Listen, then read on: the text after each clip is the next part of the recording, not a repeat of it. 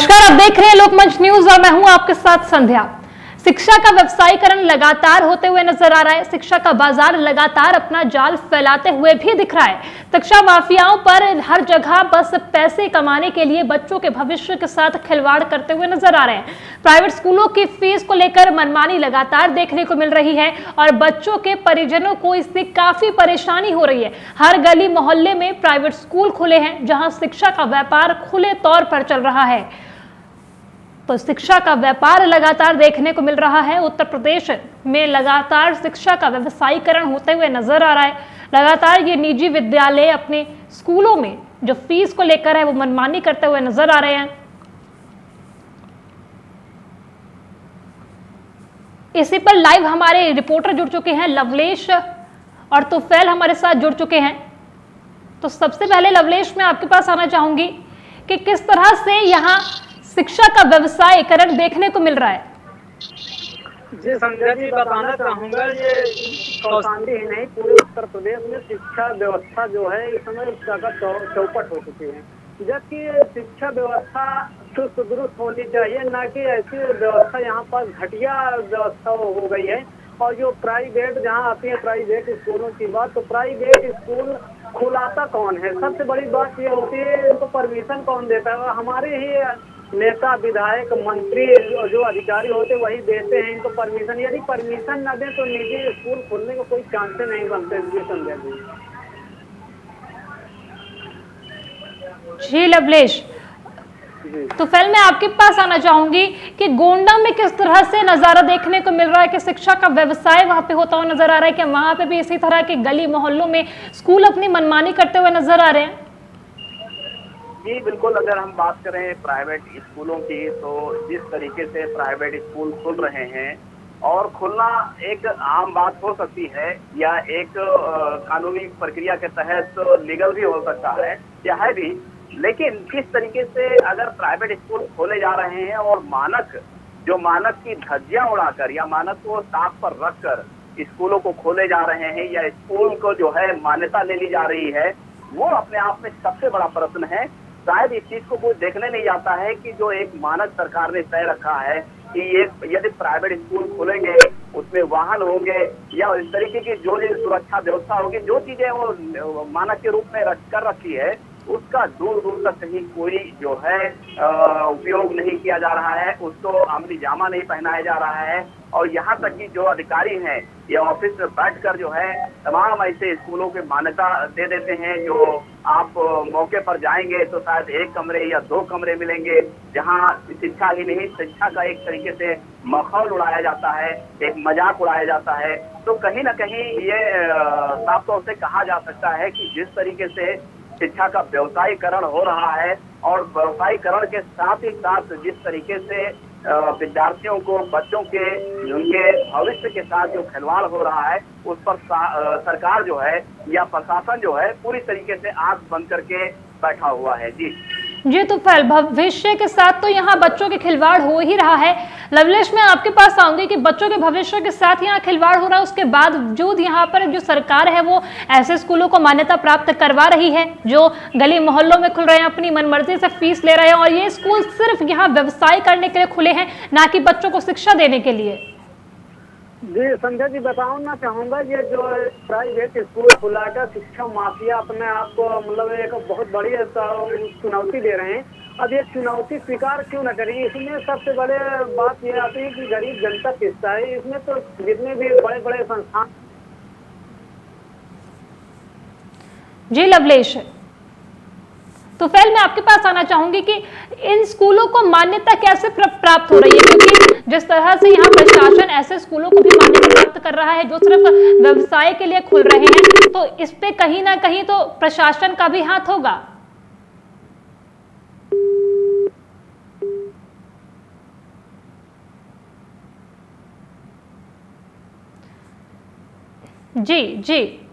जी लगातार देखिए बच्चों के भविष्य के साथ यहाँ खिलवाड़ हो रहा है। प्रशासन जो है लगातार ऐसे स्कूलों को मान्यता प्राप्त करवा रहा है जो सिर्फ व्यवसाय करने के लिए खुले हैं, और शिक्षा का बाजार लगातार यहाँ पर बढ़ता हुआ नजर आ रहा है। और कहीं ना कहीं प्रशासन की मिलीभगत भी नजर आती है, क्योंकि जिस तरह से ये स्कूल जो सिर्फ शिक्षा के नाम पर सिर्फ कमाई करने का साधन होते हैं, लगातार बच्चों के अभिभावकों से ऊंचे दामों पर फीस वसूली करते हैं और सिर्फ यहाँ पर एक शिक्षा के नाम पर ये व्यवसाय करने के लिए, व्यापार करने के लिए स्कूल खोलते हुए नजर आते हैं, तो लगातार यहाँ शिक्षा के माफिया जो बढ़ते जा रहे हैं वो लगातार हम देख रहे हैं। सरकार इन पर कोई भी काम करती हुई नजर नहीं आ रही है, क्योंकि अगर सरकार ने ऐसे स्कूलों पर शिकंजा कसा होता तो शायद इतनी बड़ी संख्या में जो ये स्कूल खुल गए हैं, गली मोहल्लों में हर चौराहे पर जो स्कूल खुल गए, ये शायद इतनी ज्यादा संख्या में ना खुले होते। तो सरकार पर भी यहाँ लगातार बड़ा सवाल खड़ा होता जा रहा है कि आखिर शिक्षा माफियाओं पर कब जो सरकार है वो शिकंजा कसेगी।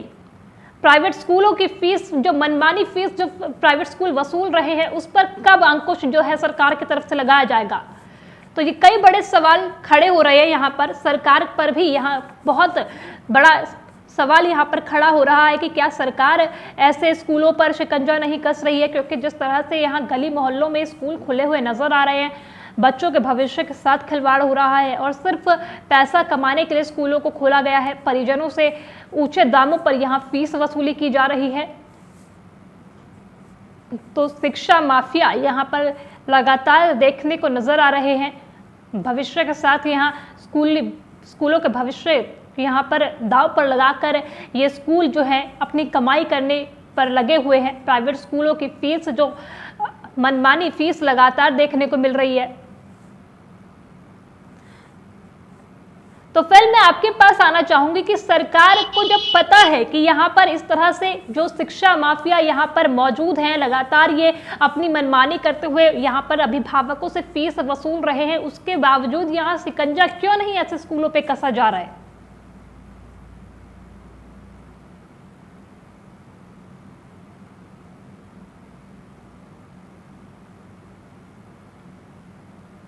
खिलवाड़ है वो यहीं से शुरू होता है, खेल और खिलवाड़ दोनों ही। और खेल इसलिए हो जाता है कि जब वो कोई भी अधिकारी भौतिक सत्यापन करने नहीं जाता है, वो ये देखने नहीं जाता है कि वो स्कूल खुला है तो क्या मानक के अनुरूप वो सब कुछ कमरे बनाए गए हैं या उसका बाउंड्री वाल की गई हैं या सारी चीजें व्यवस्था की गई हैं, नहीं की गई हैं। बहरहाल उसके बाद जब स्कूल के जो भी प्रबंधक हैं या जो भी माफिया हैं, कह लो कि जब वो स्कूल खोलते हैं, उनको लगता है कि जब कोई भी संबंधित अधिकारी या सरकार या प्रशासन उनके ऊपर इसी तरीके का नकेल नहीं करता है, जब हम खुलेआम मतलब जो है एक मानक को ताक पर रख के जो कुछ काम करते हैं उसके बावजूद कोई कार्रवाई नहीं होती, कोई देखने नहीं आता है, फिर उनका शुरू होता है दूसरा खेल बच्चों के साथ मनमानी फीस वसूलने का। जो हाँ भी कोई भी स्कूल चले जाओ, जहाँ जिसके मन में आए, जैसा भी जिसके हिसाब से होता है, कोई 1000 रुपये में है तो कोई 2000 है तो कोई 3000 है। यानी फीस के लिए पूरी तरीके से छूट है कि जितना भी जो प्राइवेट स्कूल चाहे वो उतना वो फीस ले सकता है। इसके लिए ना उनको कोई डर है और ना सरकार का कोई शिकंजा। तो कहीं ये कहा जा सकता है कि ये जो व्यवसायीकरण हो रहा है, बल्कि ये सीधा सीधा कहा जाए तो ये एक समाज के साथ, बच्चों के साथ ये खिलवाड़ हो रहा है। जी तो फिर लवलेश, देखिए यहाँ पर ये व्यवसायीकरण तो हो रहा है शिक्षा का, शिक्षा माफिया भी मौजूद है, लेकिन जो सबसे ज्यादा खामियाजा इस चीज का भुगत रहे हैं वो है विद्यार्थी जो यहाँ पढ़ने के लिए आते हैं। उनके भविष्य के साथ यहाँ सबसे ज्यादा खिलवाड़ होता हुआ नजर आ रहा है। जी संजय जी, बताना चाहूँगा जैसा कि अभी सुफैल जी ने बताया कि जो प्राइवेट स्कूल हैं उनका कोई मानक नहीं है, जो जितनी मनमानी चाहता है वो उतनी फीस उगाता है।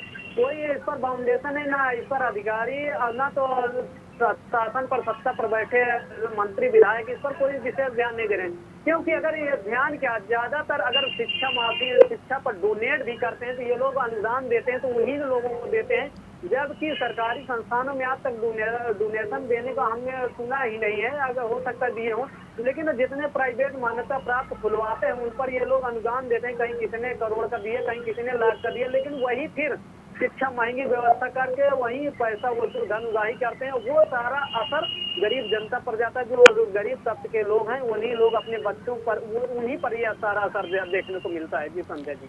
जी लवलेश, तो फिर देखिए ये बात जो है वो जब कोरोना आया था, लॉकडाउन हुआ था, तब भी उठी थी कि किस तरह से स्कूल जो है वो फीस बढ़ाया जा रहा है।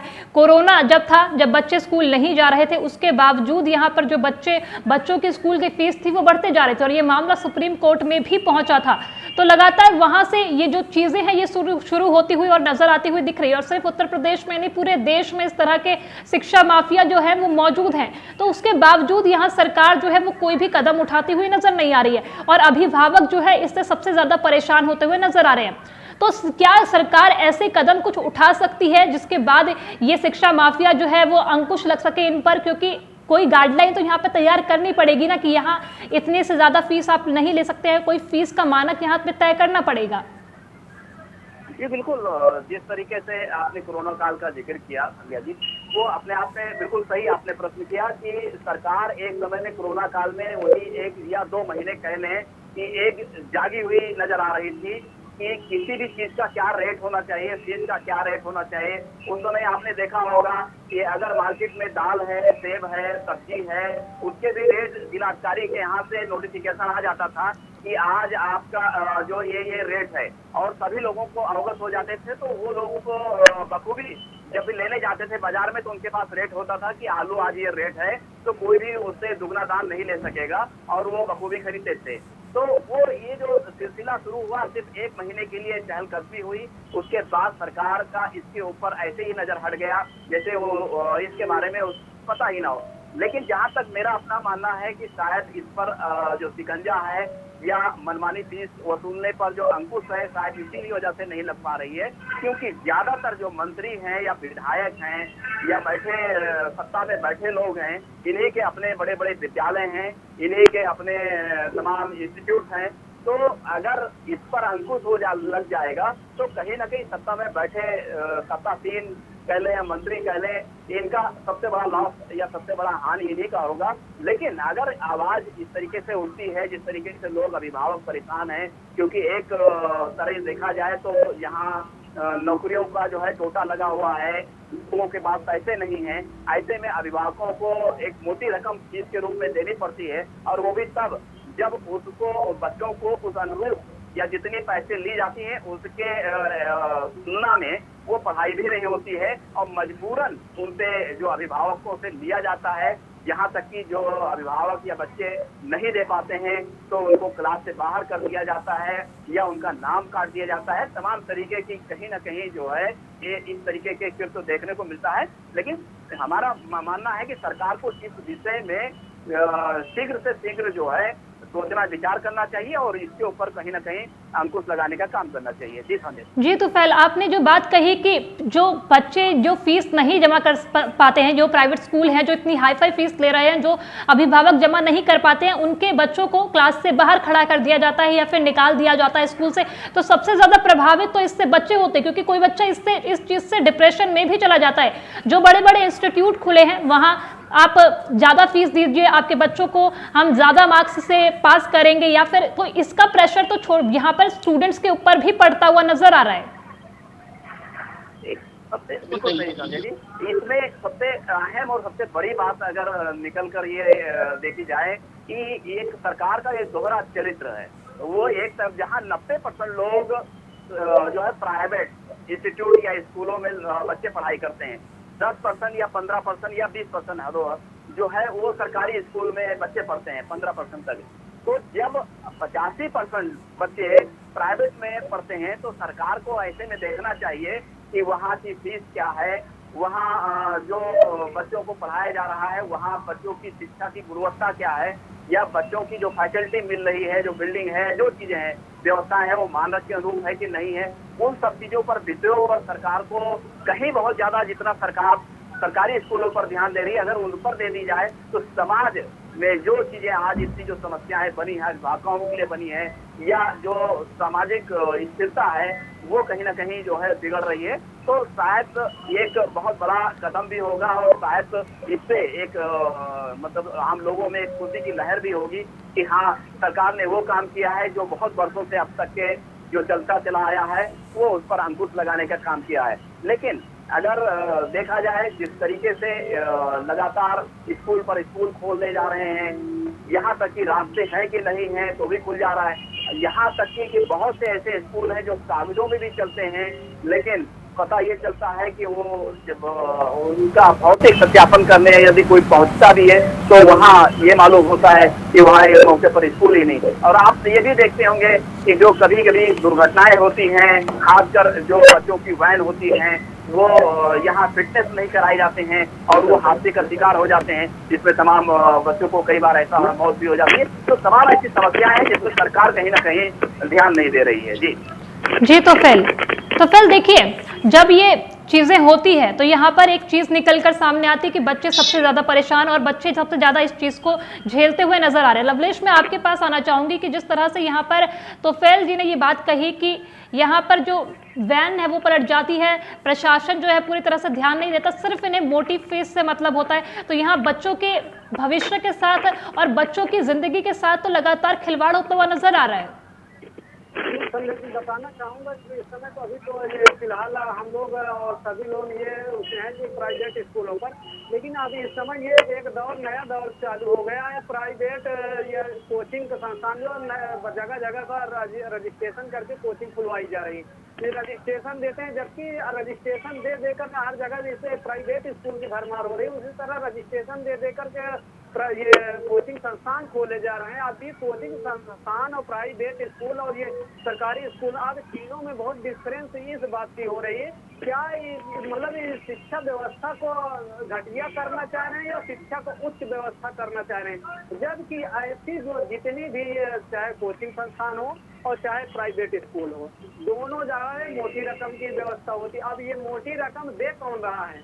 या तो जो पति दे रहे हैं या तो बड़े बड़े व्यवसायी दे रहे हैं। गरीब तबके के बच्चे कहाँ कोचिंग पढ़ा पाएंगे? मंथली फीस दिए, अगर नहीं दे पाए तो उनको कोचिंग से बाहर कर दिया। अगर स्कूल में जैसा अभी रुपैल जी ने बताया कि अगर फीस नहीं दे पाते तो प्राइवेट स्कूल से बाहर कर दिया जाता है। कोई प्राइवेट है, अगर वो प्राइवेट है तो आप वहाँ क्या करेंगे? प्राइवेट अब फीस नहीं देंगे, बाहर कर देंगे। अगर इसी समस्या का निदान सिर्फ और सिर्फ अगर शासन सत्ता और अधिकारियों द्वारा अगर इस पर संज्ञान लिया जाए तो इस पर कुछ हद तक पाई जाए। और सबसे बड़ी बात, इस पर निजात पाने के लिए एक ही कारण है, यदि प्राइवेट स्कूलों से और जितने सरकारी स्कूल में अध्यापक हैं और ये मंत्री विधायक हैं, इनके बच्चों को सरकारी स्कूल में शिक्षा दी जाए, प्राइवेट स्कूलों में रुकावट लगाई जाए, तभी अंकुश लग सकता है। बाकी कोई अंकुश लगाने में कोई मतलब कोई और इसके अलावा कोई उपाय हो नहीं सकता। इसलिए अगर इनके बच्चे प्राइवेट स्कूल में पढ़ेंगे तो जाहिर सी बात है कि वो प्राइवेट को मोटिवेट करेंगे और वो उनकी मदद भी करते हैं। जी लवलेश, तो फिर देखिए कहीं ना कहीं तो कुछ होगी ना यहाँ पे बात, क्योंकि सरकारी स्कूलों में जो है वो अभिभावक अपने बच्चों को नहीं भेजना चाहते हैं, तो सरकार की कहीं ना कहीं तो कमी होगी कि सरकारी स्कूलों में कुछ व्यवस्था नहीं होगी। जो इतने महंगे और जो ये शिक्षा माफिया बैठे हैं, इन स्कूलों में जो अभिभावक हैं वो बच्चे को पढ़ाने के लिए यहाँ पर मजबूर हैं, क्योंकि सरकारी स्कूलों में कुछ ना कुछ व्यवस्था तो कम होगी, जिस वजह से यहाँ पर जो हाई स्कूल जो हाई फीस है, इस पर भी जो अभिभावक हैं वो अपने बच्चों को यहाँ पढ़ाने के लिए मजबूर हो रहे हैं।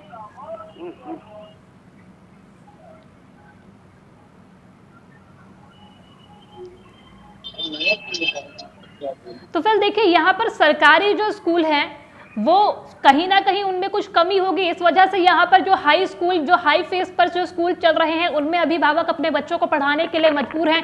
क्योंकि अगर सरकारी स्कूल में जो सारी सुविधाएं अगर मिल रही होती तो इन हाई स्कूल्स या फिर महंगी फीस वाले स्कूलों में यहाँ पर अभिभावक बच्चों को पढ़ाने के लिए मजबूर नहीं होते। जी निश्चित रूप से अगर सरकार व्यवस्था इस तरीके से करती स्कूलों की कि जैसा कि बहुत सारे ऐसे प्राइवेट स्कूल हैं जो फीस मोटी लेते हैं लेकिन उनकी एक शिक्षा जो है उस तरीके का प्रदान करते हैं, तो सरकार इस पर तो बस केवल एक तरीके से देखा जाए तो कायाकल्प योजना हो या ये एक तरीके की तमाम योजनाएं के तहत स्कूलों का कायाकल्प करना, लेकिन अगर उसकी संख्या देखी जाए समाज में कितने परसेंट लोग या कितने परसेंट अभिभावकों के बच्चे जो है उसमें पढ़ाई कर रहे हैं या किस किस तबके के लोग पढ़ रहे हैं, कौन कौन से किस किस के बच्चे पढ़ रहे हैं, इस पर अगर नजर डाली जाए तो शायद निर्धन बच्चे जो बेहद से गरीब हैं बच्चे, वही बच्चे सरकारी स्कूल में आते हैं और वही बच्चे शिक्षा लेते हैं।